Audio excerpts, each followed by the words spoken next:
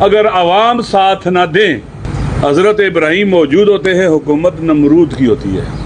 عوام ساتھ نہ دیں، حضرت موسیٰ موجود ہوتے ہیں، حکومت فرعون کی ہوتی ہے۔ عوام ساتھ نہ دیں، امام حسین کا گلا کاٹ کے نیزے پہ بلند ہوتا ہے، ان کی رسول پاک کی بیٹیاں نواسیاں قیدی ہوتی ہیں، اور حکومت کس کی ہوتی ہے؟ یزید کی، ظالم کی۔ اب عوام خود سوچ لیں، ہم سب خود سوچ لیں، ہم سارے، کیا ہم نے اس فرعونی نمرودی اور یزیدی نظام کے سائے تلے زندگی گزارنی ہے؟ یعنی اس کا تخت اچھالنا ہے؟ یہ عوام کر سکتے ہیں، ہم سارے مل کر۔ ہم عوام سے عہد کرتے ہیں، ہم عوام کو کبھی بھی شرمندہ نہیں ہونے دیں گے۔ اگر قربانی دینی ہے تو پہلے ہم خود دیں گے۔ جو ہم پر مسلط ہے، انسانیت نام کی چیز ان میں کوئی نہیں ہے۔ انہوں نے پاکستان کو فتح کیا ہوا ہے۔ پاکستان اس وقت مقبوضہ پاکستان ہے، آزاد پاکستان نہیں ہے۔ اس کا آئین کہاں گیا؟ وہ متفقہ متنازع عدلیہ کہاں ہے جہاں سے امید اور توقع ہو کہ یہاں سے انصاف ملے گا؟ وہ الیکشن کمیشن کہاں ہے جہاں سے امید ہو کہ یہاں سے فری فیئر الیکشن کرائے جائیں گے؟ وہ پارلیمنٹ کہاں ہے جہاں سے امید ہے کہ پاکستان کے عوام کی آواز بنے گی، سٹینڈ لے گی، اس میں جان ہوگی، طاقت ہوگی، کھڑی ہو سکے گی؟ آج تو صورتحال یہ ہے کہ ہماری پارلیمنٹ پہلی کلاس کے بچوں کی طرح ہے، یا نئے ریکروٹوں کی طرح ہے۔ اس نے صرف یس کہنا ہے، یس۔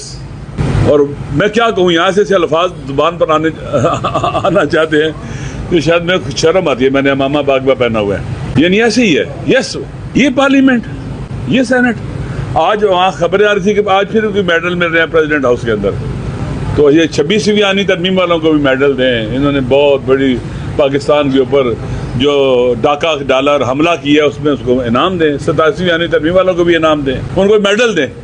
واقعاً حیران ہوتا ہے کہ ایک چھوٹا سا بچہ بھی نا، جو ایک ناپسندہ چیز ہوتی ہے نہ کرتا ہے، کہتا ہے نہیں، اس کی انسلٹ کرو، آگے سے بولتا ہے، بچہ بھی بولتا ہے، چھوٹا سا بچہ اپنی ناراضگی کا اظہار کرتا ہے، رو کے کرے، چیخ کے کرے۔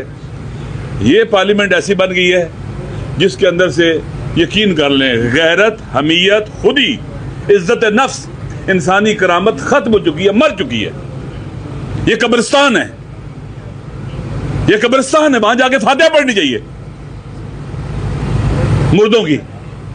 ہمارا وطن تباہی و بربادی کی طرف تیزی سے بڑھ رہا ہے، مہنگائی آپ کے سامنے ہے، سب نے بتا دیا ہے، اور اس کے بعد آنے والا بجٹ جو ہے مزید ہے۔ آپ دیکھیں میڈیا سے کتنے لوگوں کو نکالا جا رہا ہے، بے روزگاری نہیں بڑھ رہی ہے، آپ خود فیس کر رہے ہیں اس کو۔ سنا ہے 2-3 ماہ سے تنخواہیں نہیں دی جا رہی، کوئی پوچھتا ہی نہیں ہے۔ 6 ماہ سے تنخواہیں نہیں مل رہی ہیں۔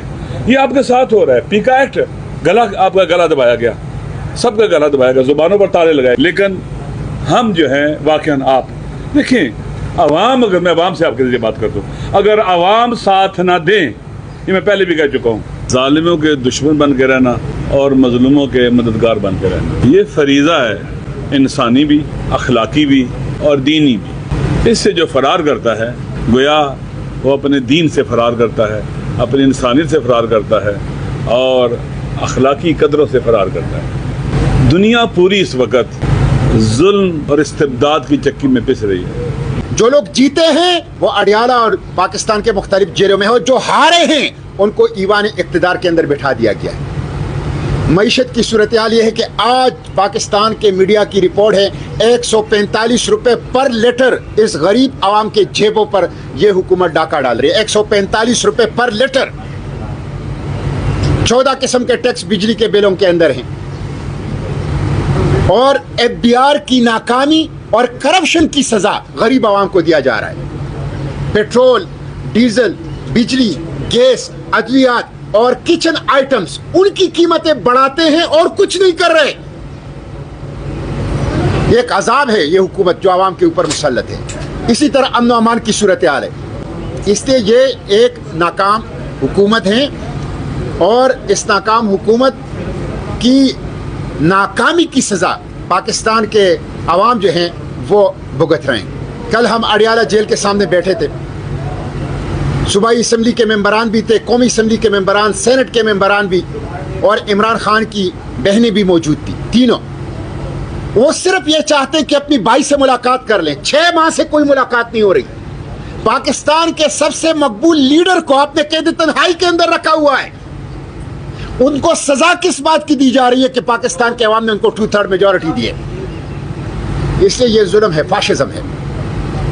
اور میں یہ بات اپنے قائدین کے سامنے کہتا ہوں کہ جب تک ووٹ کی طاقت کو تسلیم نہیں کرو گے اور جب تک انتخابات صرف ڈرامہ ہوگا، پاکستان ٹھیک نہیں ہو سکتا. پاکستان کو ٹھیک کرنا ہے تو ووٹ کی طاقت تسلیم کرو، اس کے سامنے سر جھکاؤ. یہ عوام کا فیصلہ ہے، عوام مالک ہے. الیکشن کمیشن لونڈی نہ ہو، الیکشن کمیشن آزاد ہو. مصطفیٰ نواز صاحب اور پارلیمنٹیرینز موجود ہیں. کانسٹیٹیوشن کے آرٹیکل 218 کے شیک 3 کے مطابق 5 فرائض ہیں الیکشن کمیشن کے. وہ 5 فرائض ہمارے الیکشن کمیشن نے کبھی پورے نہیں کیے. اس لیے پاکستان کو ٹھیک کرنا ہے تو اس بنیادی غلطی کی اصلاح کرنی ہوگی. میں ایک دفعہ پھر اپنے قائدین کو، تحریک تحفظ آئین پاکستان کے تمام لیڈرشپ کو، ورکرز کو یہ یقین دلاتا ہوں کہ پاکستان رائٹس موومنٹ پاکستان کی جنگ میں ان کے ساتھ ہے، عوام کی جنگ میں ان کے ساتھ ہے، جمہوریت کی جنگ میں ان کے ساتھ ہے. اقبال اور قائد کے پاکستان کو غلامی سے آزاد کرنے کی اس جنگ میں پاکستان رائٹس موومنٹ، تحریک تحفظ آئین پاکستان کے ساتھ ہیں اور ہم مل کر انشاءاللہ یہ جنگ لڑیں گے. بہت شکریہ. کہ پاکستان کی تاریخ میں معیشت اتنی خراب کبھی نہیں تھی. کبھی بھی پاکستان کے عوام کے لیے اتنی مشکلات نہیں ہوئی تھیں.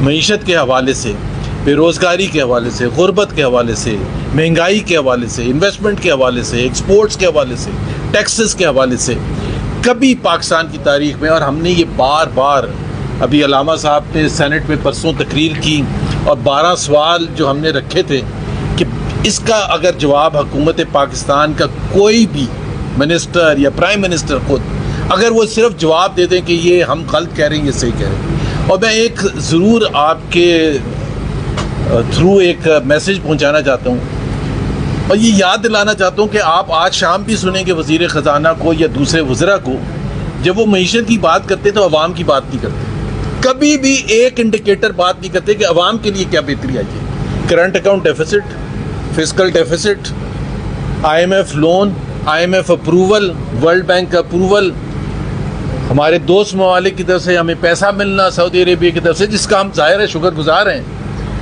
اس کی بات کرتے ہیں، اس حد تک بات کرتے ہیں. فسکل سرپلس کی بات کریں گے کبھی بھی. اور آپ لوگ جب ان سے ملتے ہیں تو پوچھیں کہ بھائی عوام کی بھی تو بات کریں. مہنگائی کیا کم ہو گئی ہے؟ کیا غربت کم ہو گئی ہے؟ کیا بے روزگاری کم ہو گئی ہے؟ اور یہ جب میں کہہ رہا ہوں یہاں اس فورم پر کھڑے ہو کے اور بار بار کہتے ہیں پاکستان کی تاریخ میں اتنی غربت کبھی نہیں تھی جو اس وقت ہے. 45% ورلڈ بینک کے حوالے لحاظ سے. پاکستان کی اپنی حکومت کی رپورٹ کے حوالے سے 29% ہے، جو پھر بھی تاریخ میں سب سے زیادہ ہے. بے روزگاری حکومت کے نمبر کے حوالے سے 21 سال کی بلند ترین شرح پر ہے. پاکستان میں جتنے ٹیکسز اس وقت ہیں کہ وہ برداشت سے باہر ہیں. اور جب وہ حکومت عوام کے لیے مشکلات میں ٹیکسز کی وجہ سے اضافہ ہو گیا کیونکہ FBR فیل ہو گیا، کیونکہ حکومت اکانومی کو ایکسپینڈ کرنے میں ناکام ہوئی ہے، تو انہوں نے پھر ایک نیا حربہ استعمال کرنا شروع کر دی. نام لیا انٹرنیشنل آئل پرائسز کا کہ جی پوری دنیا میں ایک ایسا بحران آ گیا، تیل کی قیمتیں بڑھ گئی ہیں، اس وجہ سے ہمیں یہاں بھی قیمتیں بڑھانی پڑیں گی. اب تیل کی قیمت کے بہانے آپ نے پیٹرولیم لیوی جو کہ ایک ٹیکس ہے، ایک موٹر سائیکل والا جب پیٹرول پمپ جاتا ہے تو اس سے آپ 148 روپے فی لیٹر ٹیکس لے لیتے ہیں. یہ کہاں کا انصاف ہے؟ اور اگر مہنگائی انٹرنیشنل آئل پرائسز کی وجہ سے آئی تھی پیٹرول میں